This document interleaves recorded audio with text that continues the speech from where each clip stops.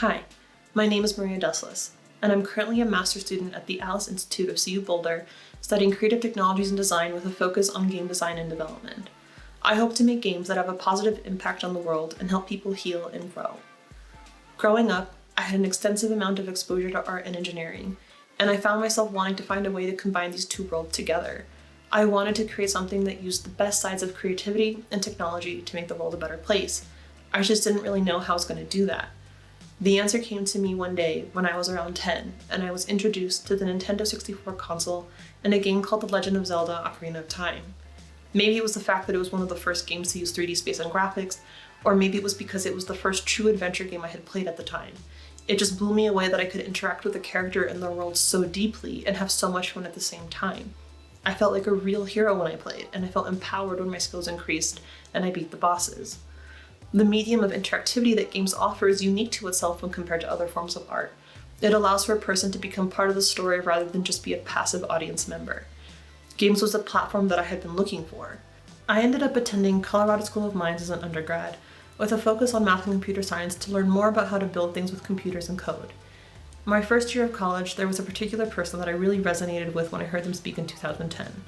Her name is Jean McGonigal, and she is a game designer who hosted a TED Talk on gaming can make a better world, which made me feel like my idea of using games to change the world wasn't so far-fetched after all.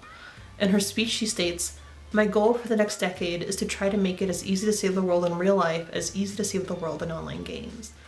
Watching this video and hearing her speech made me feel like I could make games that help to connect, heal, and empower the people who play them, and she became my inspiration for the types of games I had hoped to make moving forward at the time. During my time at Mines, I made games often for projects, but two really stood out. The first is called Revolution H2O, which is a game about gathering clean water for yourself and your village to help children learn about the clean water issues some of their peers face in other countries. The second is called Alexandra's Book, a game about trading livestock until your character can trade a cow for a book, in hopes to show children that some of their peers don't get the same education they do. Both of these games were aimed towards children and bringing difficult ideas to light without being heavy-handed. In December 2014, I graduated from the Colorado School of Mines and then worked as a software developer for the next few years. Although I had not forgotten my dream of becoming a video game designer, I did find myself feeling it drift away. I had become a lost creative soul. I had gotten so used to just being a code monkey that I put myself in a box and became convinced that I was just going to be a developer and never get into games for the rest of my life. Then one day, in April 2017, an event happened that changed everything for me. Half of my department at work got laid off, including myself. This particular chapter in my life was rough. Beyond just dealing with unemployment, there was a lot of other tough stuff going on. As the saying goes, when it rains, it pours.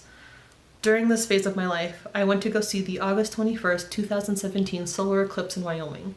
When I saw the eclipse, it moved me to tears, and I told the friend I was with that I wasn't going to waste any more of my life, that I'd pursue my dreams. That's when I realized that perhaps this current curse on my life was really a blessing in disguise. After doing some research, I came across the Human-Computer Interaction program at CU Boulder, which led me to the CTD program. Everything about the program and the people resonated deep within my core. I made a point to meet with some of the other students and professors immediately, and I came to the open house to see what the current students at Atlas were making. Seeing the work these students were making awakened something deep inside me. In the same way that Ocarina of Time awoke my dream in me as a child, the Atlas program awoke a drive in me to get back on track and pursue my calling in life. Joining this program and this school was one of the best decisions of my life. I knew I had gone on the correct path because as soon as I even applied to the program, my luck started to turn around. When the fall of 2018 came, so did the beginning of my journey to pursue my truth and my dreams. When I first started the CTD program, ironically, even in my first semester, almost everything I made or touched ended up becoming gamified in some way. Whether it was an anatomically correct operation board game with a focus on health issues, or making a fishing game that uses motion capture technology and 3D printing, making games was something that came naturally to me. I took every class I could in games, and I made a mix of board games and digital games, and I forced myself to start learning the Unity game engine. I even did an independent study on typography in games. For my design thesis, I was encouraged to create a game or bunch of games to build not only experience in game design and development, but to also build a portfolio for game jobs as well. But I didn't want to make a bunch of game prototypes and half-baked ideas. I wanted to really make something solid. I wanted to make a game that people could play from start to finish that was infused with my goals of using games as a tool for healing. The healing part, though, felt like a hard concept to grasp and turn into something tangible. Even while brainstorming, I just felt clueless and lost on what to actually make initially. So I started with a huge manifesto document that talked about other games across a wide array of genres that have empathy or positive messaging in them as examples and ideas of what I was aiming for, and I made myself participate in a game jam at least once a week. It became a way to guide myself onto the path I wanted to be on, even if I didn't know how to get there right away. I eventually came across a game idea and concept I really wanted to expand upon. It was inspired by the game Journey, combined with the game jam theme at the time, which was cold. It's a small prototype game called The Cold is Only Temporary, where you climb a cold, blistery mountain. As you climb, you can hear your character's inner thoughts, which include a lot of dialogue I've heard myself and others say during negative experiences in their life. Why me? What did I do to deserve this? Etc. The idea was that the mountain in the game would be a symbol/metaphor for climbing mountains in life, whether it be a hard experience you're going through or a reminder to keep moving forward, or both. And that as the character got closer to the top, their dialogue would change to be more positive. Things like, I'm almost there, I can do this. I loved this idea, and I wanted to expand on it. I felt stuck on how to create a mechanic that would capture my healing goal, though, that didn't just involve walking up the mountain. I wanted more, and I knew the game needed to have a core mechanic, so I asked for help for brainstorming and soundboarding ideas from a few close friends and loved ones. Not only did they help me make my project a reality by brainstorming and iterating game concepts with me, but they made the process a more wholesome and happier experience just by being there. This project that had caused so much stress and pressure over the semester became the most intense, joyful project I had worked on in my life. And it reminded me that although it can sometimes feel uncomfortable or embarrassing, if you ask for help, more often than not, people are willing to help. It's okay to ask for help. After playing games for research and design ideas, brainstorming on concepts, puzzles, mechanics, and more, we ended up with a game that is simple in concept, but hopefully impactful. A few more weeks, many late nights, and lots of sugar and coffee, I created a game from start to finish that is complete in whole in playability and concept, and has a core concept of healing and transformation. My design thesis, Eternal Eclipse, is a light puzzle game. The game begins with a simple idea that your character wishes to hike the mountain to see the eclipse in totality at the top. However, when their hike begins, the player will notice a sun statue that is shining a beam of light onto a moon statue. The player then has to click/rotate the moon statues to bounce and continue the beam of light across their journey of their hike. The need that Eternal Eclipse addresses is making games with different design values like healing, empathy, and positive messaging from what games are associated with traditionally, like destruction, fighting, and competition. To achieve this goal, I use symbolism in the game to express a story and an idea. For me, the sun, the moon, and the eclipse were that symbolism. The eclipse is a symbol of the light and dark within us coming together, as well as a symbol of transformation and new beginnings. It is the call to adventure for our player, as well as a symbol of rebirth. The sunstone and moon statues reflect the sunlight up the mountain, much like how in real life the moon reflects the light of the sun. Together, the light created by the sun and moon statues is a symbol of the light within us that we need to work on to grow and build through life, becoming the supernatural aid for the player on their journey. The hike and the statue light puzzles represent the obstacles and thresholds your player must solve so that they can move forward and continue to grow.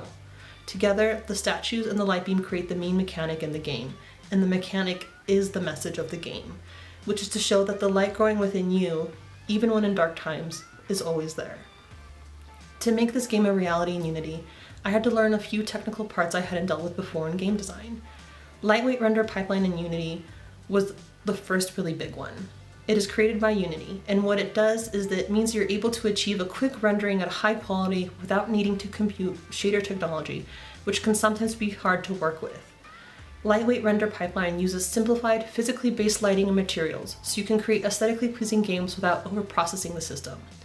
Like all things, it had some pros and cons. My game looked great, but sometimes assets I wanted wouldn't work, and it would take hours of researching and banging my head against the wall to figure out how to make art and materials work in my game. Gizmos and line renderer were the second big thing I learned. Line rendering is the beam of light that you, the player, will get to see in the game, but gizmos basically function the same way, but they can only be seen in the editor/developer mode. This allowed me to see where my line was being rendered in-game without having to play the game over and over and over. The gizmo allowed for me to see what would happen.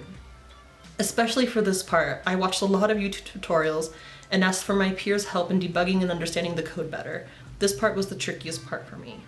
And last but not least, learning and understanding design details and values in games to teach players what to do without saying or doing anything.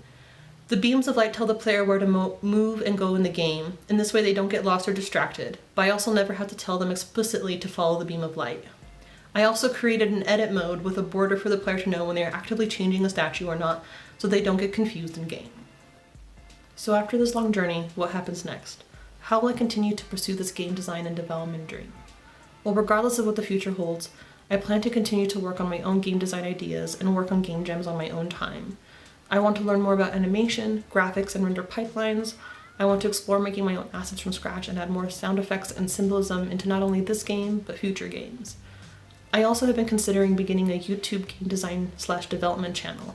I happen to be teaching a design class called Process for the undergraduates this semester.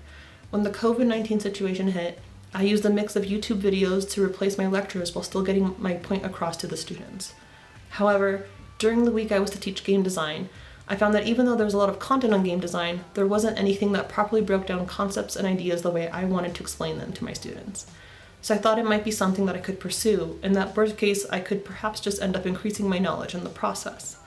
Last but not least, after an interview I had this past spring break, I'm happy to announce that I will be an associate producer at Serenity Forge full-time after graduation starting May 18th, 2020.